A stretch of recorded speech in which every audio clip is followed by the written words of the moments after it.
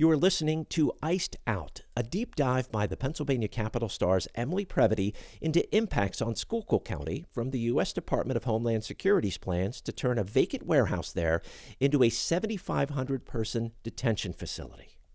I'm Tim Lambert, the Capital Star's editor-in-chief. And just a note for you, if you didn't listen to the first episodes about ICE's plans and the community response so far, I'd like to recommend you starting there before you begin this one. Now, this installment takes you along as Emily explores the risks the project poses to an area that's already struggling to mitigate harms from unwanted industries, both past and present.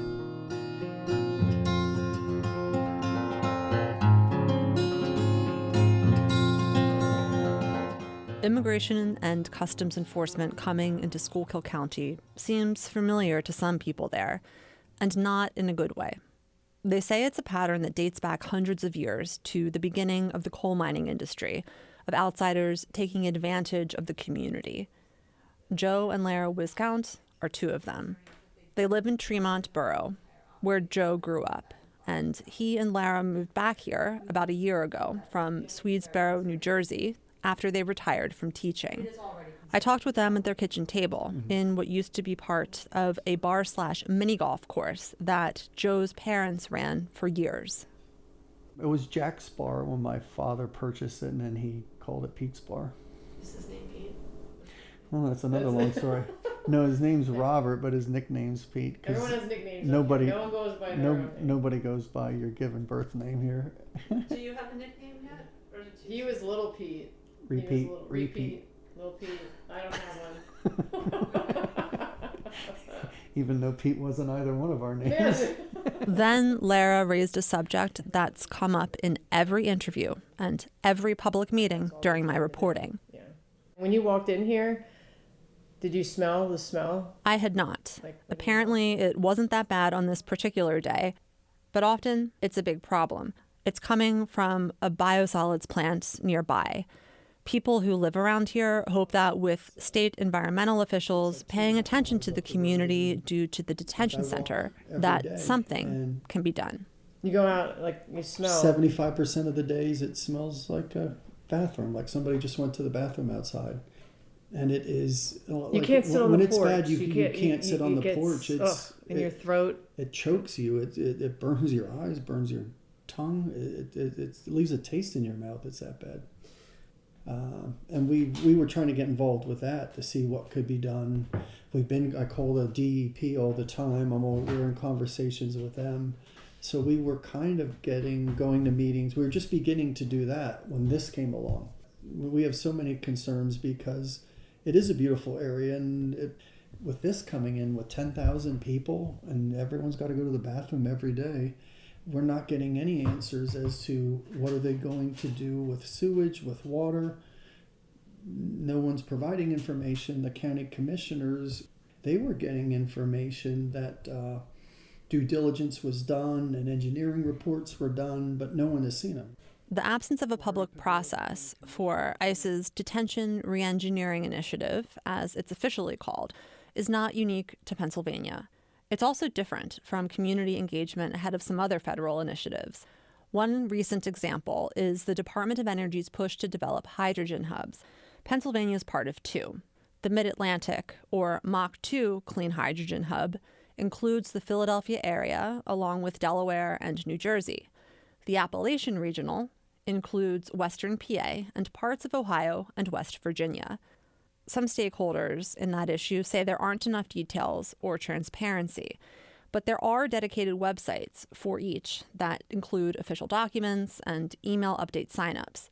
For sites in the Appalachian region, virtual public meetings and comment periods stretched from January through November of 2025, with environmental impact statements anticipated in spring of 26. Mach 2's public engagement phase is going for 18 months. That's not what happened with ICE's initiative in Tremont and other communities. And this wasn't on the ballot. You might feel a certain way for immigration, against immigration, but having the detention center in your town, that's a little different thing. In some places, news got out about the federal government planning to buy warehouses for this purpose before the real estate deals had closed, and then public outcry ultimately pressured private owners out of selling. That happened in at least half a dozen communities, including Kansas City, Oklahoma City, and Hutchins, Texas. High-ranking Republican officials shut it down right away in a couple states before the federal government bought anything. In New Hampshire, Governor Kelly Ayotte, and in Mississippi, Senator Roger Wicker. After property acquisitions in Arizona and Maryland, attorneys general have filed lawsuits. In terms of timing, those scenarios are comparable to what's happening in Pennsylvania, where Governor Josh Shapiro's administration has basically barred local officials from facilitating water and sewer use at the sites in Tremont, as well as Upper Burn in Berks County. There's an attempt to use water restrictions to slow things down in other places too, including Salt Lake City. And if Schuylkill County wants it, if it were up to a vote, I don't know. And if it did pass, I still don't want it in Tremont. I don't want this attached to our town. Back in February, Schuylkill County Commissioner Larry Pedora wrote to Congressman Dan Muser, Senators Dave McCormick and John Fetterman, the Department of Homeland Security, and ICE. The letter refers to the detention and processing facility in Tremont as a potentially harmful, unfunded federal mandate. It demands a contract that locks in several things. First, payments in lieu of taxes, starting with the upcoming fiscal year, July 1st. On top of that, charges per detainee for the area's emergency response, courts, infrastructure, and healthcare systems. And then a reimbursement framework for judicial services, from interpreters to attorney caseloads. The document says, quote, absent timely federal engagement and enforceable commitments, the county will be required to evaluate all remedies necessary. Finally, it asks for a draft agreement by mid-April, which did not happen. There are some things missing from the letter. Joe and Lara touched on a few. I mean, we do have concerns too about humane treatment and having our town attached, turning on the nightly news, and there will be deaths. There will be people dying there. We are not allowed to inspect it. No one's allowed in. No one's allowed to see what's going on. And we have a government who has been lying to us with videos rolling with what happened in Minneapolis. What's going to happen behind closed doors? It is a concern on top of all these other local infrastructure and quality of life issues. Pedora says he's asked the feds for their eventual agreement to include tours by a contingent of local officials. But he acknowledged to me when I asked him that they don't get tours of the 2 federal prisons that have been up and running for years already in the county. Also, the tours of the proposed ICE facility are not included in the requests in his letter. And it could be a long shot, given members of Congress have been rebuffed, trying to get access they're already supposed to have to federal detention facilities.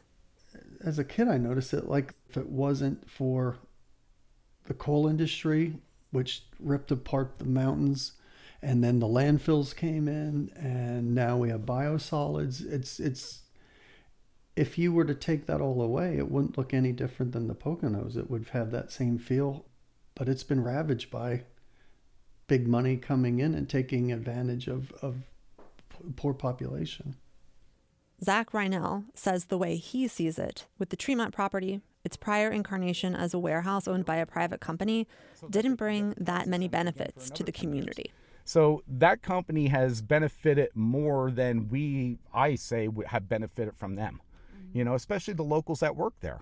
Yeah, maybe the township made a couple 100,000, 300 and some thousand, but when you got people that are in this community and they're working and they have to like literally kill themselves to make $23 an hour in a warehouse, they're not getting favors given to them. Zach runs the Anthracite Upland Pointing Dog Association, which is headquartered at the property next to the warehouse, further down Roush Creek Road from the intersection at Route 209, on the opposite side of the warehouse from where Joyce Wetzel's daycare center is located.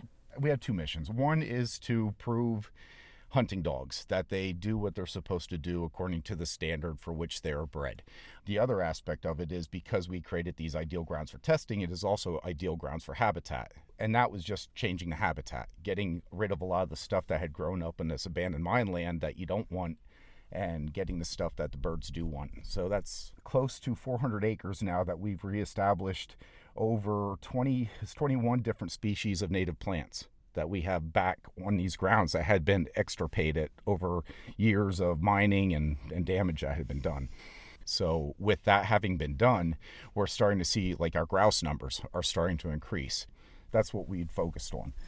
We've done a $500,000 grant project in fixing up a mine shaft that had opened up. Part of that reclamation work did reduce the amount of damage that was occurring to Roush Creek Road. When Big Lots was developing this property in the 90s, a couple news stories from back then documented the abandoned mines underground in this area. One article said it was, quote, peppered with them, and that the company had to be very mindful while proceeding. Maps of the abandoned mines from the State Department of Environmental Protection don't identify any on the site itself, but do show them on adjacent properties.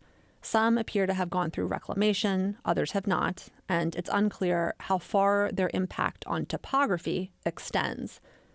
One concern is the potential for mine subsidence, or sinking ground, which can manifest as a gradual settling or a sinkhole that suddenly opens up. It's also unclear how these mines might be migrating, which they tend to do over time.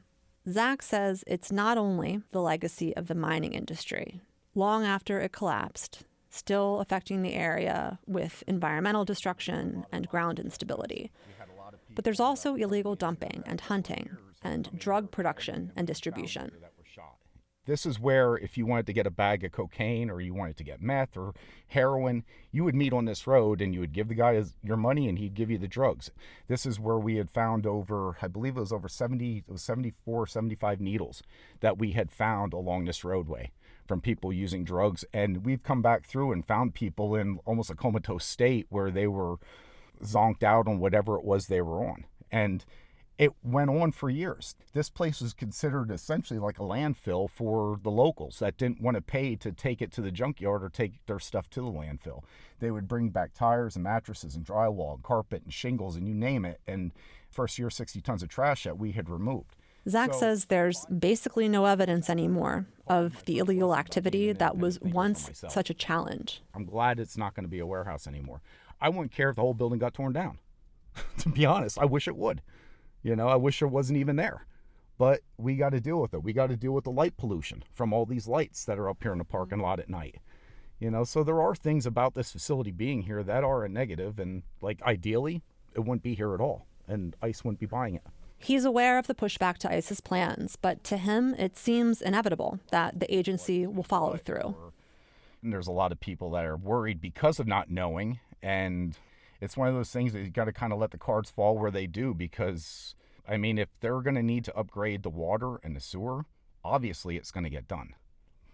That could benefit Tremont Township. I don't know. I don't know all the ins and outs. I don't deal with that. But to think that that's the issue that's going to stop this, I don't see that taking place. I see the federal government having to do what they're going to have to do if they're going to want to make this work. But who holds them accountable? Other people in the community have been asking that same question, among many others, and trying to push for some accountability themselves to the extent that they can.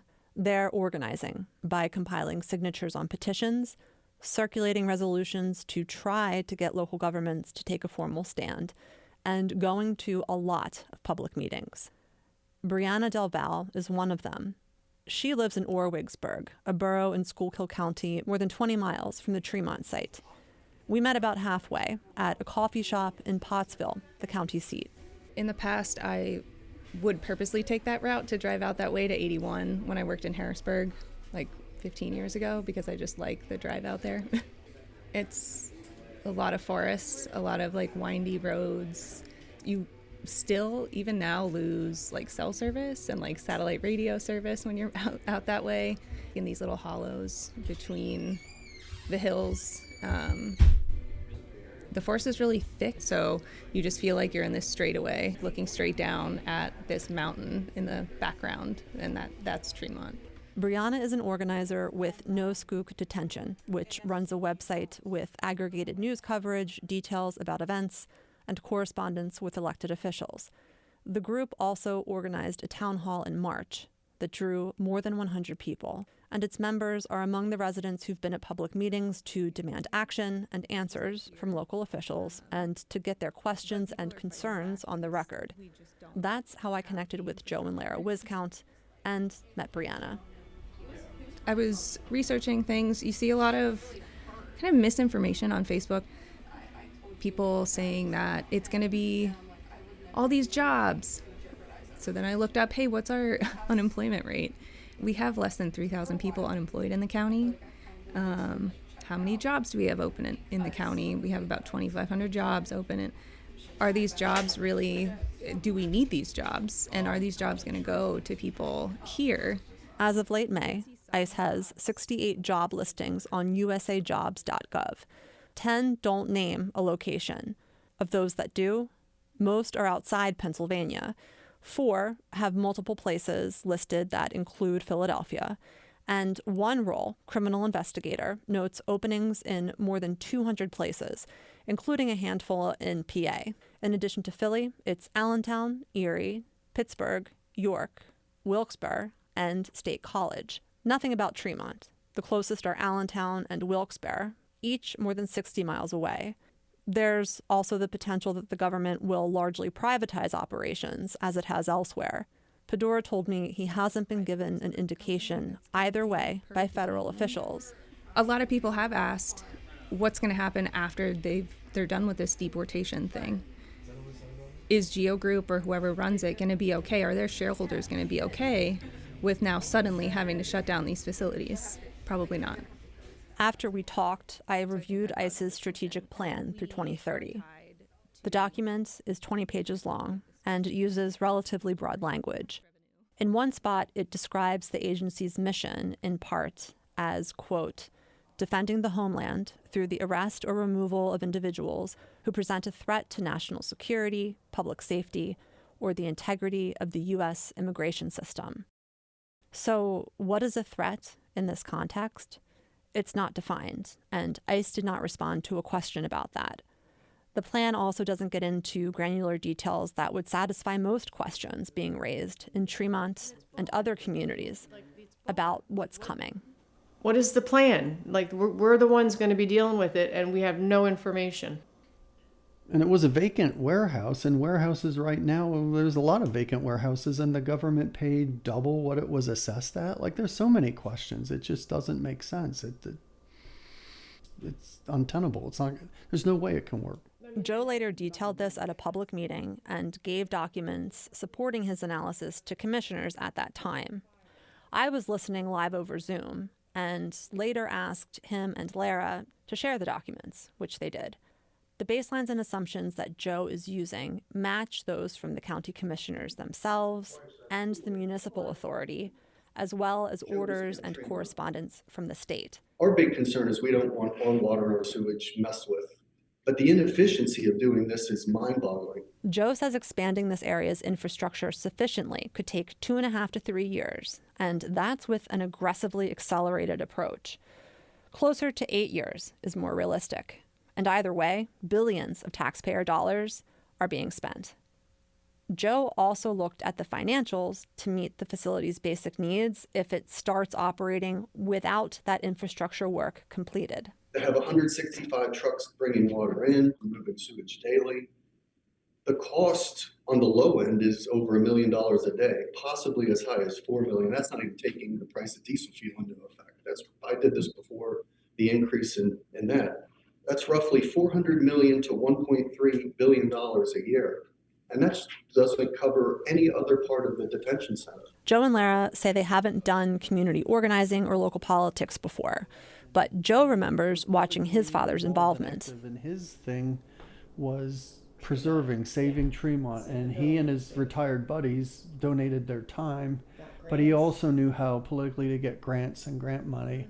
And he never fixed a doorknob around here, which was he was over there with jackhammers and sledgehammers, and he never touched anything here. He paid people to fix the house. But in his retired life, they redid that school. They redid the school up here. There's a little park down here. That was a dilapidated old hardware store that was crumbling. They had bake sales. They had fundraisers. They did all kinds of things to raise money. bulldozed the old hardware store and made a little veterans park, and his picture's down there if you drive by. Way before it was completed. Right before it was completed. And he was a fighter. He was, he would be all in until something was done, and he would not want this detention center here. Absolutely not. The Schuylkill County Board of Commissioners hasn't passed a resolution against the project, as some other local government leaders have done. Pedora and his fellow Republican commissioner, Baron Boots Hetherington, have declined to take a firm position publicly. The board's Democrat, Gary Hess, has made his opposition official.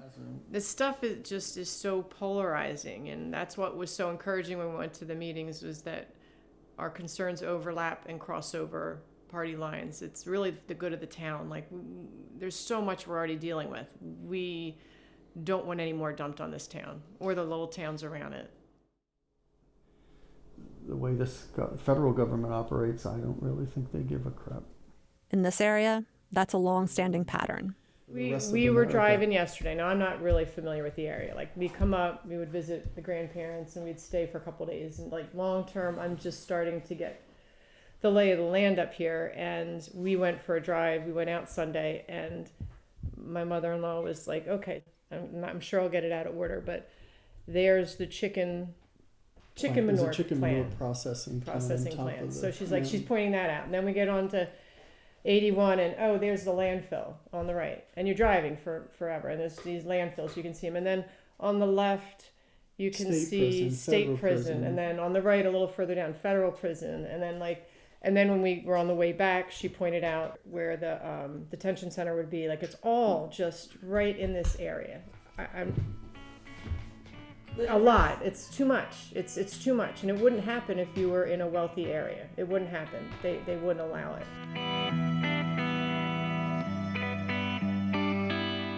You've been listening to Iced Out, a limited series from Folo PA and the Pennsylvania Capital Star. If you like what you've heard, we'd love it if you'd recommend it to a friend. You can find the full series wherever you get your podcasts. We have more stories in the works on this issue, and to find out when they're available, you can also subscribe to the Pennsylvania Capital Star's newsletter. It's penncapital-star.com, and we've included a link in the show notes. Tim Lambert is the Capital Star's editor-in-chief and executive producer of this series. Special thanks to WITF for use of their studios, and to States Newsroom National Editor Sarah Baranowski and National Podcast Producer Mallory Chang. I'm Emily Previti. Thanks for listening.